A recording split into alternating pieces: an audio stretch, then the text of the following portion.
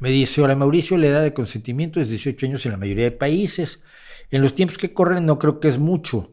Aquí, Perú, se ve que utilizan hasta el chantaje aprovechándose de esa ley de protección, cuando desde los 14 hay chicas muy activas. A ver, la edad del consentimiento, sobre todo, es para el consentimiento de relaciones sexuales con gente mayor.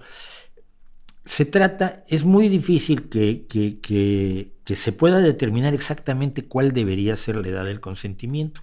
Usamos los 18 años porque teníamos que poner una raya, y esa raya arbitraria, pero que más o menos parece funcionar, aunque obviamente tiene casos en los que es excesiva para un lado o para el otro, es la que usamos como una forma de defendernos del problema, de decir a cada persona cuándo le vas a dar a cada quien la autonomía necesaria para votar, para consentir para las relaciones sexuales, para fumar, para beber alcohol y para conducir un automóvil. Bueno, hay gente que a los 16 años es perfectamente madura, y ustedes y yo conocemos gente de 40 años a la que no se le debería dejar comer con cubiertos de metal porque un día se matan solos, se clavan el tenedor.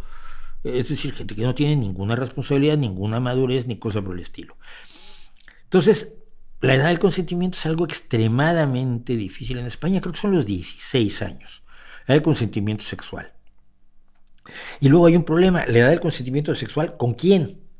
Porque dos chicos de 16 años que tienen relaciones sexuales, pues me parece normal. Un chico de 18 con una chica de 16, un chico de 20 con una chica de 17, pero ahí ya estaría cometiendo delito.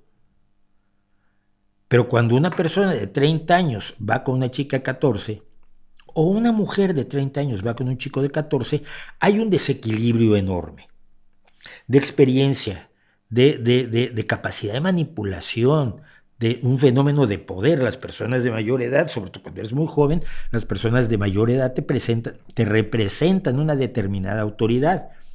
Entonces, si tú le das a una persona el derecho de consentir a relaciones sexuales a los 14 años y viene a ligarla a alguien de 30, tienes que reconocer que ahí hay una asimetría que amerita la preocupación de la sociedad. No puedes permitir que esa enorme asimetría acabe funcionando, porque acaba siempre funcionando en contra del menor. Si es el menor el que es victimizado, es el que acaba consintiendo a relaciones sexuales que luego resulta que le traen problemas, que le traen disgustos, etc. Entonces, yo no creo que sea un problema fácil de solucionar, y siento que los 18 años es un compromiso un poco para no abordar en toda su complejidad el problema nuevamente, ¿no? Y que es enormemente complejo, ¿no? Porque el sexo no es solo cuestión de edad, es cuestión de poder, es cuestión...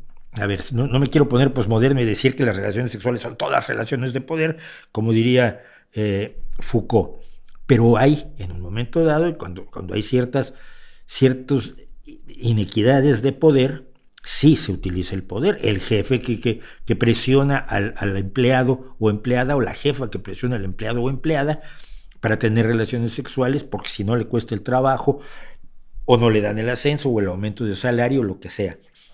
El poder de una persona sobre otra introduce un elemento bastante más allá del, pues los dos queremos tener relaciones sexuales y deberíamos tener el gusto de hacerlo sin más problema.